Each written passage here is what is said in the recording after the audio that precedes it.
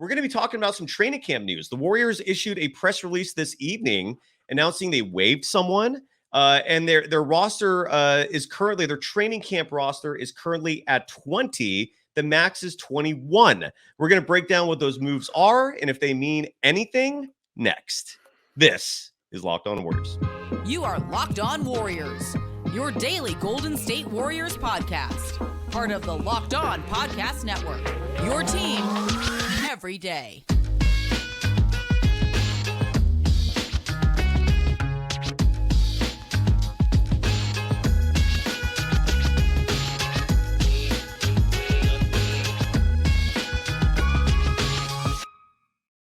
You once again for making Locked On Warriors your first listen every day. We're free and available wherever you get podcasts and on YouTube exclusively for all our live shows, part of the Locked On Podcast Network, your team every day. You can follow Greg Silver on Threads at Greg O Silver without the H. It's just Greg, the letter O. What is that for your middle name? What is the O anyways?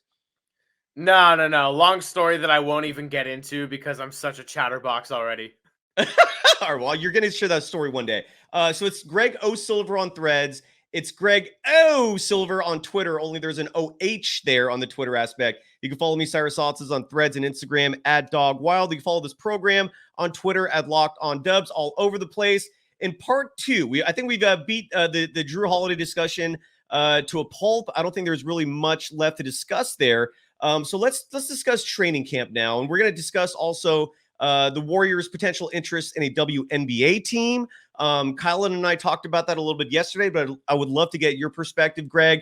And there's a fantastic clip that we're going to play as well of Joe Lacob, who was recently on Andre Iguodala's podcast, just talking about his ambition and how he ended up even buying the Golden State Warriors. It's a crazy story, but we're going to start with this. The Golden State Warriors made some moves today, and they signed 6 players. They signed free agent guard Kendrick Davis. They signed Rudy Gay. We all know about that. They signed forward Javon Johnson.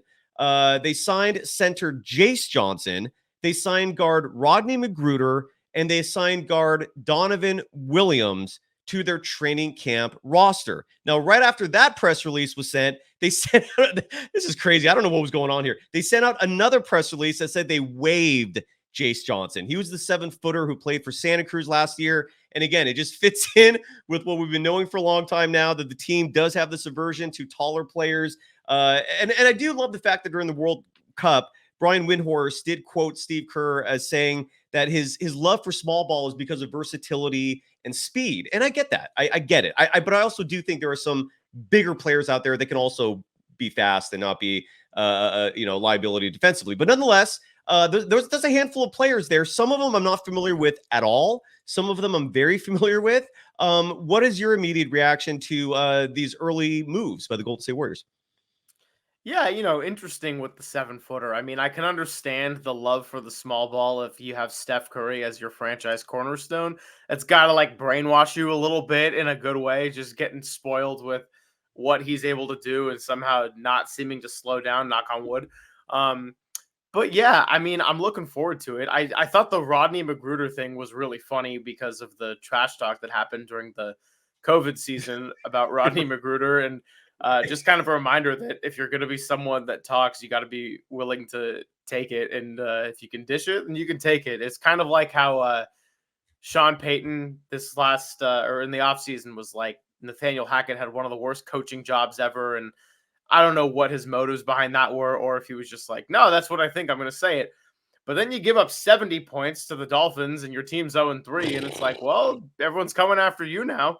And yeah, so anyway, that was a little bit of a that's all right. You're good. You're good. Tangent there. But yeah, I don't know. I don't know a ton about a lot of the players individually. It'd probably have to be a little bit more studying. I'm curious to see if they stay in Santa Cruz or get opportunities elsewhere possibly. But it's always good, and going back to the learning work ethic from some of those Warriors top guys. I mean, it never hurts to have good young talent around. So, yeah.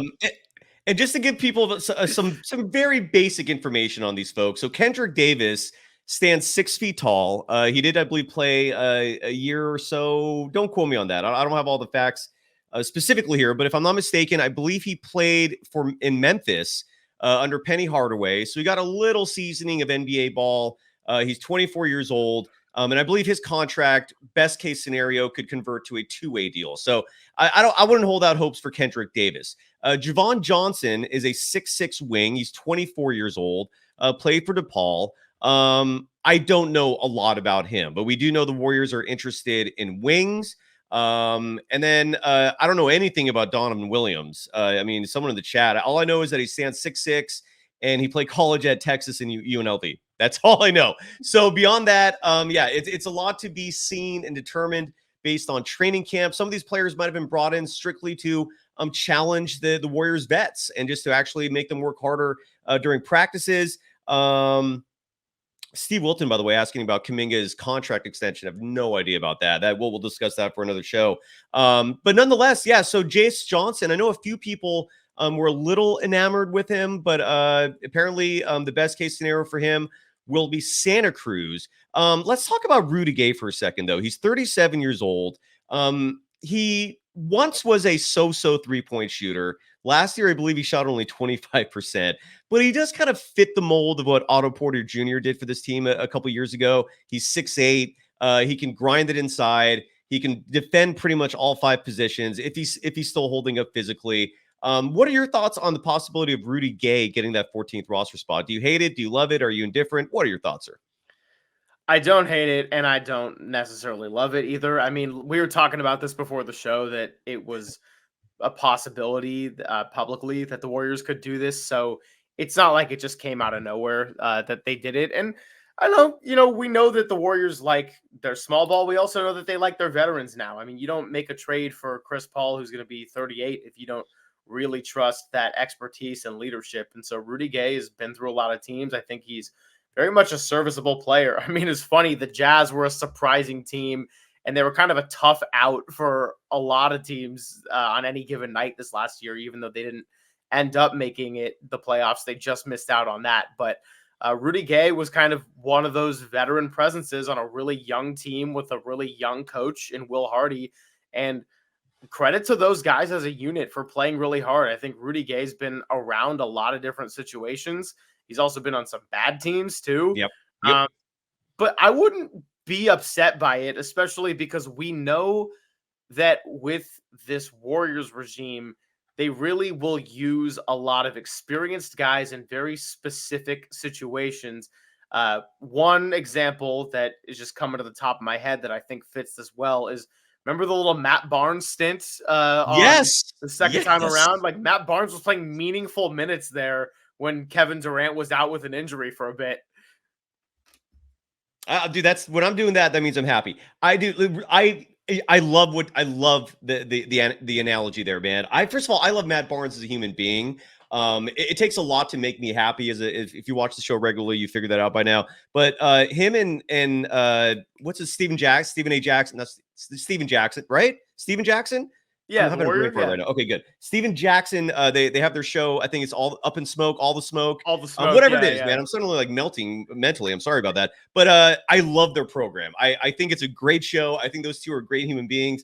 And I love that metaphor, dude. Yeah, he could absolutely step in there. And look, physically, he's not that different than a player that they just had last year in Jermichael Green. I mean, physically, they're like an inch apart. Weight-wise, they're like a few pounds apart. And I think Rudy Gay is a step up from Jermichael Green. He's a more consistent shooter, even though his three-point shooting is awful. But I wouldn't hate it. I really would not hate it. If he still has gas left in the tank, maybe he's the guy who eats up 6 fouls while playing just smart enough ball inside. I mean, he might get eaten up, but at least he's a high IQ player. I'm a little fascinated. I wouldn't hate it. You know what I'm saying? I'm totally with you where that it's not something that's going to excite anyone, right? It's like it's Rudy Gay. But I also remember a lot of those years where Rudy Gay was with the San Antonio Spurs, when the Spurs were clinging to like 4 seeds, 5 seeds year after year, with lineups where primarily DeMar DeRozan and LaMarcus Aldridge were the focus of that team. And somehow Greg Popovich was getting the best out of him. And Rudy Gay was on that team as well. And a lot of times he would eat up the Warriors. So if we're getting any part of that Rudy Gay, sign me up. I'm absolutely interested. When we come back, though, and someone asked about, by the way, Lester Quinones. Like, no, right now he has a two-way deal. He's not going anywhere. I wouldn't expect him to go anywhere. I think his position is safe on the team. And Steve Wilton, by the way, adding that JaMychal Green is not exactly that young either. He's 33, Rudy Gay 37. So, yeah, it's not the worst thing in the world. And he's still younger than Andre Iguodala, who apparently will never announce his retirement. When we come back, though, I would love to get your thoughts on Rodney Magruder, though, because that's a player that might make this team. It is a real possibility. I am not that familiar with his game. I'm really not. I mean, and if you are, I would love to get your thoughts. And even if not, give us your thoughts anyway. So we're going to come back with more basketball talk. We got WNBA talk. I've got this great Joe Lacob clip that I'm going to play where he was interviewed by Andre Iguodala talking about how he bought the Golden State Warriors, given he's on the verge apparently of bringing a WNBA team to the San Francisco Bay Area. We've got a lot to discuss still here on a Thursday night. First, though, got to give some love to one of our new sponsors. And Greg, I don't know how you feel about this, but when we first heard that FanDuel was going to be a sponsor of the Locked On Podcast Network, I was elated. I'm like, damn, dude, if we're getting FanDuel onto this platform, we're doing something right here, right? That's a big-time sponsor, man. And now we got another huge national sponsor in DoorDash. Dude, you use DoorDash, right? Like, tell me what your DoorDash experience is in life. How often do you use it? What are your feelings on DoorDash? Cyrus, I feel like you're setting me up here because my first experience of really diving into this podcast and just becoming a fan of the show was when it was my last few months of Santa Barbara. I was wrapping up my time at the radio station. And so I was doing a lot of DoorDash runs to just get some extra cash before I was on my way out. And that was a great time to go listen to some Locked On Warriors. You know, so sometimes the battery dies a little bit and I would be charging my phone so I could go listen. I was delivering DoorDash and it was a great time. Santa Barbara was a beautiful area for it. A lot of good driving. We're going to ignore the gas prices element of it because that was tough. That said, you got some decent tips here and there. As a customer, yeah, of course, I use DoorDash here and there. It's football season. I mean, this is what it's all about. You get your bets in with not FanDuel in California, but you can find other ways, which, you know, of course, I'm not going to speak to. Everyone can choose their own journey. And then you can get your food legally with DoorDash in California. Definitely a great sponsor and one that I fully endorse. Oh, absolutely, man. You're a UCSB Gaucho, is that correct?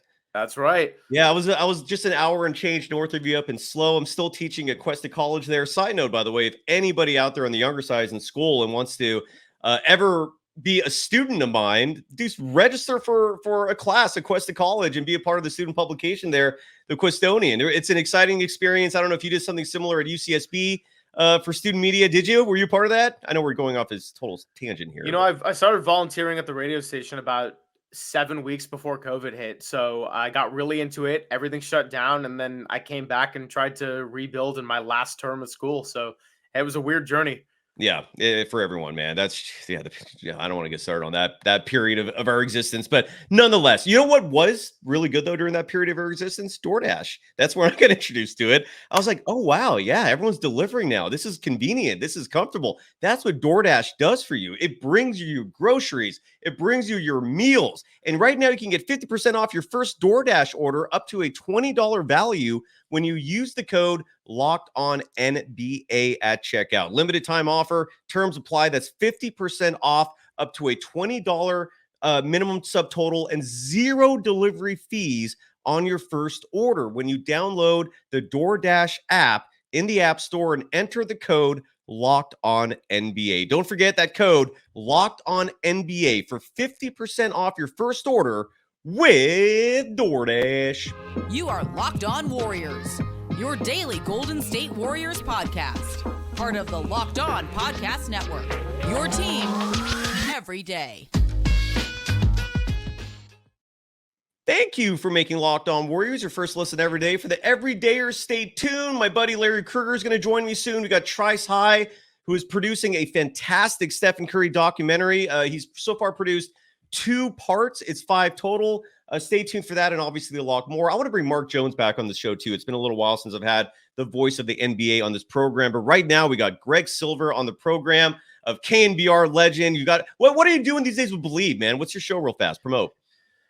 Screaming from the sidelines, we have taken a little bit of a break, but we're actually going to talk about it when we get to WNBA talk. So nice little teaser.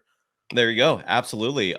Sean, by the way, asks, you'd love to come on as an amateur guest to talk Warriors. Shoot me an email, man. I'll set that up. I learned the hard way that I can't just invite people on the fly, like callers. The network has not permitted their hosts to do so. So shoot me an email at Warriors24pod. I'll happily bring you on, man. I love all sorts of perspectives. Zola says something interesting before we talk about Rodney Magruder, that Rudy Gay has a 7'3" wingspan. And I'm seeing this discussion in the chat about wingspans being just as important, maybe, if not maybe even more important than height. Agreed. It is a huge fundamental variable. That arm length, when they're stretched out, Draymond Green, for example, even though he's 6'5" without shoes, that wingspan of his is intimidating. It makes a difference. So I'm glad people are bringing that up, man. So good call there. Rodney Magruder, what are your thoughts on him? Because he might make this team. What are you thinking about that? I mean, look, I think the Rodney Magruder thing, just going back to the Clay and Draymond busting his balls in a press conference, if he really does add an element of toughness and physicality, then I don't hate it at all. I mean, seriously, like we spent the whole first half of the show talking about Jrue Holiday, who I think it's probably unlikely that the Warriors end up getting, if I'm just going to be honest. Yes. And if we can have a guy that is way worse than Jrue Holiday, but has similar attributes of toughness and defense, that really matters. And I'm not just talking about for your average game. I'm talking about for the postseason when the boys become men, because that's a lot of the time when you see the real big dogs show up. Did we think Gary Payton II was a big deal? No, not necessarily. We thought he had potential, and it was nice he stuck around the NBA. You get to the postseason and you think, oh, okay, no, this guy actually has it. And I know Draymond talked about it and kind of threw shade at some other guys going, oh, yeah, you know, some guys, you think that they're all good in the regular season and then they don't end up having it. If Rodney Magruder, I'm just saying in an ideal world, if he makes this team, that is the type of guy that I could see you being pleasantly surprised with in a postseason and just making a couple little plays here and there when needed. I don't expect him to get a ton of playing time if he plays. And actually, just while I'm on this tangent, this is something I wanted to bring up a little bit earlier in the Kuminga Moody talk, because I think it's kind of been a lost narrative when we talk about the Warriors and some of their issues over the last year, which is that I would have liked to see Kuminga and Moody play more. I'm just like you in that regard. However, because the Warriors started the season on such a rocky foot, they couldn't win on the road, and they were like a borderline playoff team for the entirety of the season, they didn't exactly have the luxury of the normal lineup experimentation that we were probably used to as spectators. And this is an opportunity to get a fresh start. It's an opportunity to get off to a good start and get Steve Kerr back in a comfortable zone where he can do what he does when people have, you know, let him shine more and they've complained less, in the sense that he can just kind of be in control and in the driver's seat and feel like he has the locker room. And I think he does have the locker room with the stars. There was a lot of tension. There was a lot of weirdness last year. They couldn't win on the road, like I said. And so they were constantly fighting for the playoffs. Steph Curry was probably overworked heading into the postseason. And that's kind of weird to say because the guy never gets tired.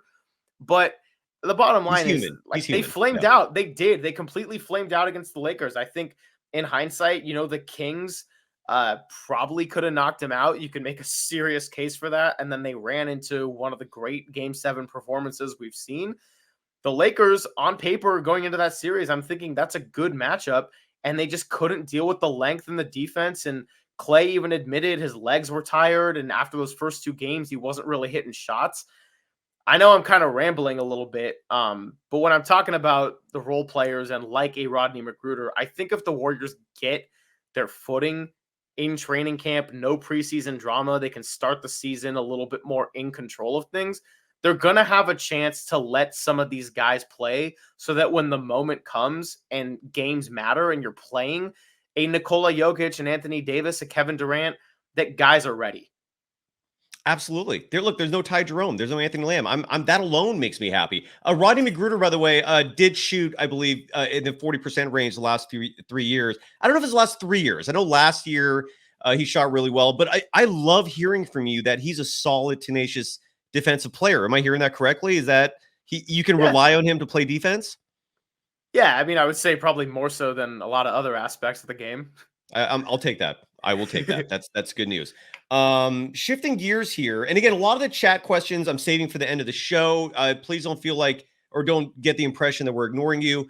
It's just we got to flow. We're trying to make this thing sound as professional as possible. Shifting gears though, the Warriors might get a WNBA team into the Bay Area. Long overdue. We used to have one a long time ago. I still don't know why they left. I never understood that. But it leads to this sound clip of Joe Lacob, who was recently on the not officially retired Andre Iguodala's podcast. I believe it's called Point Forward. And he said some interesting things, specifically pertaining to how he bought the Warriors way back when he did it. But what was it, 2009? Don't quote me on that year, but it was somewhere around there. So here is Joe Lacob discussing the early days when he bought the Warriors, and then that's going to lead into us briefly talking about the WNBA. Here is Lacob with Iggy. So I said I want to meet the owner, which they said, well, he's not meeting anybody. He's not involved in the sale process. And I said, well, then I'm out. And they couldn't have me be out because then Larry could dictate. He said, you can meet him in Baltimore. The next day, you have to fly across the country to meet him. And I said, I'll do it. I said, look, I'll buy it, but you got to name the number. I don't want to do this bidding thing. You name the number and I'll tell you yes or no. And he wouldn't do it. The next day they called and said, okay, fine. He said 440 million. Now we're already at 400 in the bidding. This is like a huge jump. And I said, I won't do it. Absolute silence. But I said, but I will do 450. Oh, wow. I like that. Under other terms that matter to me. Here's the thing. I want the whole deal papered in 3 days. Papered. So it's an actual contract. Yep. So anyway, they did get it, and that's how we got the team. That's incredible. And I'm still grateful to this day that it was him and not Larry Ellison who ended up buying the Warriors because we know Larry Ellison, the founder of Oracle, right, was interested as well. And look, man, the man, Joe Lacob and Peter Gruber, Gruber doesn't get the credit he deserves. He's an equal partner in this. It doesn't, care about the limelight as much unless it involves Hollywood. But look, these two have built a dynasty and it's absolutely incredible. All power to both of them. Congratulations, sirs. And now they might bring in a WNBA team. And I expressed this with Kyle and Greg, and I'll say this again real fast. My one skepticism about Lacob and Gruber being the owners of a WNBA team is that I hope it doesn't limit opportunities that another owner would have presented more of. Meaning, I don't want to see a lot of Warriors employees doubling up and having their workloads increased instead of a lot of new fresh faces coming in with more opportunities for a WNBA team. I'm sure there's a lot of people watching or listening who have aspirations of working in this industry yourself. And I'm just hoping that they treat it like a completely separate business that has a lot more opportunities for individuals instead of the same people doubling up their work, if that makes sense. That's my one skepticism about the Lacob Gruber aspect of it. Otherwise, I'm really elated that the WNBA might be coming back to the Bay Area. What are your thoughts, sir? I know you wanted to discuss this. The floor is yours. Take it away. Yeah, I mean, I did listen to the show that you had a little bit earlier today, so I'm glad I got to get the gears turning. And Kylan, as always, kills it, spot on. She sent me a fire emoji before replying to the story when you tagged me in it, and I'm thinking, like, Kylan, I'll try to fill your shoes well. But no, I think she's spot on. I think it was a great chance for her to talk about getting more women in the business as well.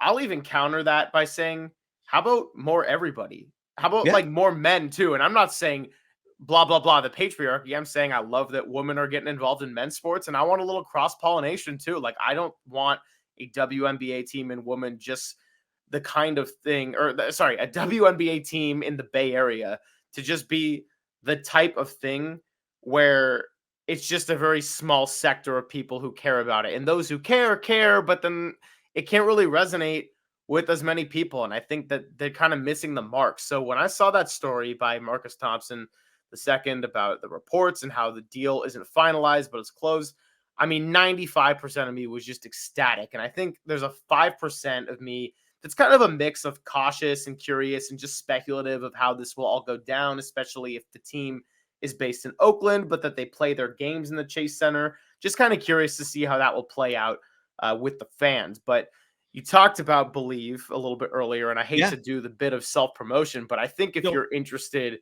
in this topic at all, I'd really encourage you to go listen to my last couple of episodes of Screaming from the Sidelines, because in one of them, which was actually the best performing episode we ever had, I had the privilege of speaking with Sarah Brandy and Joni Lohman, who are the co-founders of WNBA Oakland, as well as former Cal basketball star Alexis Gray Lawson, who is now the athletic director at Oakland Tech High School and heavily involved in the project. And this was just a great chance to learn about the behind the scenes of their grassroots movement and why it would mean so much for them to have a team in Oakland rather than a San Francisco or San Jose or anywhere else in the Bay Area. So they offer some really great insight into that. And it was a real privilege getting to be able to talk to them and to learn a lot along the way.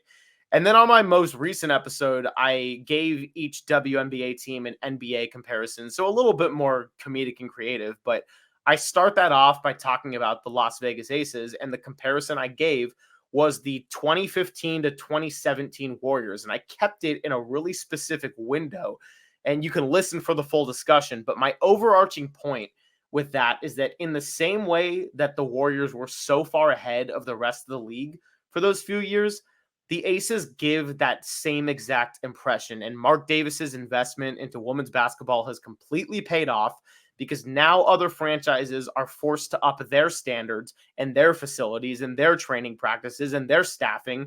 And it's creating a better product for a league that needs it. And I think the Bay Area is a perfect place to further expand a league that is already growing. Cyrus, I'm 100% in with you that I would hope it's not just like people doubling up on opportunities rather than increasing the pool, because as someone who's young and getting into sports and trying to navigate this world, obviously something like that is really intriguing. But, and then just tying it back to what I said originally, I want it to be the kind of thing that great opportunities for women, but also men, and then people of all different races and backgrounds and gender identities, because the Bay Area is such a great place of diversity. And I think that it has the potential to have great fans and really like get this new franchise thing booming if they do it right. And so I'm really excited about it. I'm curious to see where it all goes, but that was kind of my instant impression, and been doing a little bit more reading on it just as the coming days go by. And I will certainly be all over that if the deal gets officially announced and kind of the details of all that, and kind of form more opinions there. But thank you for dealing with that long answer. I'm not dealing with anything. I was listening, and it was interesting. No, you're all good, man. And look, like Damian LaRoche, for example, I'm reading all your comments and criticizing the WNBA. I get it. You're not a fan, but like, why do you care so much that you're hating this much on the game? It's okay. You don't like it. Fine. You expressed it once. Like, like, do you hate women? I don't understand what the point is of bashing it that much. It's look, to me, if anything presents more opportunities, if anything makes people happier, why hate on it? I mean, if it's not affecting you directly, why do you care? And not to mention, I think there are a lot of daughters out there that this inspires, right? There's a lot of young women and girls who watch WNBA games, and just to inspire them, I think, is just plenty enough, And if you're worried about the business side of it, let the owners worry about that. Why do you care? So I don't know, man. I just don't understand. If you don't like something and it's not affecting you, why are you wasting so much energy just, trying to hate on it? I don't get that, but whatever. No, I agree. I mean, I just think that like, if the WNBA is not your thing, that's totally fine. Like, I know I'm wearing my shirt and everything. No one's asking you to get into it. I think that everyone's got their opinions, and you don't have to get into it at all, but it is an opportunity for a really big sports market in the United States. I think that's the biggest total, to get the opportunity for adding a team. And if we're looking at the city of Oakland, that's a place where fans are starving for a team. And by the way, a really dedicated fan base. Like, you look at the Oakland Soul and Oakland Roots soccer teams, and if you're under the impression that the fans are not dedicated because of A's attendance, then I promise you, like, that's a different discussion, and you can do your homework, but that is not the case at all. Like, it will show up when it counts. Well, and Damian LaRoche, I'll leave this here, because now he's coming and saying the same reason you hate Lamb and Ty Jerome. It is that is a false equivalency, my man. Ty Jerome and Anthony Lamb were causing the Warriors to lose games. That affected me directly. Okay, there's a huge difference. How is the WNBA affecting you? I'll wait for your answer, okay? I'll give you at least that opportunity before we move on from that. How is the WNBA affecting you? Ty Jerome put me in a grumpy mood. It affected me. Why would because it made the Warriors lose. Why do you care about the WNBA? I don't get it, man. Move on from the subject. If you don't like something, you don't have to hate it that much. You know, someone in the chat brought up David Tapia. We didn't discuss this, and we should. That the Warriors are going to be hosting the 2025 All-Star Game. Shams Charania reported that today. It has little to do with the product on the team. And by the way, just in case anyone's worry is, well, if the Warriors have a WNBA team now, we're going to talk about it. No, it's going to be a different show. There'll be a whole different show. It'll be a Locked On, whatever that team's name is. So don't worry about that either. So if I'm just curious how it affects you. I know Richard Sarpong that he might be baiting me, but I prefer addressing, these kinds of topics rather than just like letting it move on because it's ridiculous. It's absolutely ridiculous. But what are your thoughts on the All-Star game, man? I mean, it's 2 years away. Steph will still be under contract. Draymond will still be under contract. A lot of the Warriors on the team right now will be under contract. Who knows how Stephen Curry at 38 is going to be? I hope he's still at an All-Star level, but any thoughts on the 2025 All-Star game being a Chase Center? Well, when that post came out a couple of days ago that talked about the longest tenured NBA players with one team, and all of those top three were Steph, Clay, Dre, I think it's just another moment of stepping back and realizing how special it is. I think Giannis is the next guy at 10 years. Marcus Smart would have been at 10. Jokic is hitting 8, or maybe did just hit 8. I don't know where they drew the line on the math, but the bottom line is that is just incredible. I do believe Clay will be under contract too, and he'll find a new deal. So when you consider the historical context in with the All-Star game being played at Chase and just the buzz it will get in the Bay Area, like that's awesome. That's 10 out of 10 excitement. I have absolutely nothing negative to say about it. That's absolutely killer. Absolutely. Yeah. And going through the chat here, because a lot of people had comments that we couldn't get to early in the show. I want to address these now as we wrap things up. Sean Stanley writes that the Warriors already have the skill set that Jrue Holiday would bring in a player named Gary Payton II. Not offensively. They're very different offensively. Jrue Holiday is an all-star level point guard. He's an all-star level scorer. He can attack and penetrate and shoot and make big baskets. I don't know if you could say the same about Gary Payton II. No disrespect to Gary Payton II, just not the player he is. Would you agree with that, Greg? Anything you want to add to what Sean said? Yeah, I'm really happy to have GP2 back, but Jrue Holiday, just such a complete player and also just an incredible presence too. Like just one of my all-time favorites. Absolutely. And Sean, by the way, and this goes for anyone else, the email address for this program, again, is warriors24pod@gmail. That includes any prospective local sponsors. That door is always open as well. Bay415 writes, I should get the great Gary Radnish on the show. If I could, I would. He's been in hiding, man. I would love that. Have you ever met him, Greg, in all your years? I know you've been hobnobbing with media and sports for your whole life. Have you ever had a chance to meet Uncle Gary? I have not. He's a legend. I'll leave it at that. I was his producer for 3 years. It was a memorable 3 years, and it set me up for a lot of stuff. He taught me a lot of things. Solo writes, the Warriors don't need an elite center. Nobody can guard Jokic. Even Anthony Davis got exposed. That's just an realistic ask for any center. I'd say the Warriors have to make Jokic defend them and tire him out. That is a good point in terms of the other side of the court. In terms of attacking him, making him work defensively. You're absolutely right. That is the strategy if you're going to beat the Nuggets. I will counter, though, that Dwight Howard just 3 years ago did a pretty damn good job defending him as the Lakers won a world championship. And there's no one that's going to stop a Jokic or an AD, but you can tire them out. You can wear them out. You can at least make life difficult for them so things aren't as easy as they might be if you don't have a big body on them. Anything you want to add to that, Greg? I wish that we got to see a Western Conference Finals with Warriors Nuggets because I would have. I don't. Really, Well, no, like I think the Nuggets would have ran through it. I think the Warriors could have taken a game. Yeah. But just from the perspective of seeing how those teams match up in two very different styles of play, like, we saw it the year before, but the Warriors were kind of a different beast and there was no Jamal Murray. Kind of wanted to see how that would have gone down. I don't think the Warriors would have ended up winning that series, but I just think that would have been really interesting and could have given us some information to work with ahead in this offseason. I'm with you. The chat, by the way, is on fire right now just because of one troll. It's amazing. No Sleep Real Vibes writes, Dwight Howard would have been a great addition, but I think it ties back to that attitude in the locker room. I'm pretty sure Dunleavy and Steve Kerr noticed it early. I reported that yesterday that is the case, that the Warriors ultimately decided it wasn't worth it for a role player who might not play a lot of games. That is what my sources have told me. And there might be some reason to that. Again, I don't agree with it. I think coaches should embrace challenges that includes with difficult personalities if they're bringing talent to the table. But, that's just my opinion. Anything you want to add, Greg, to that? No, I think you kind of covered it nicely. I mean, I don't know why they didn't end up doing it, but if it wasn't a good fit, it wasn't a good fit. And yeah, exactly.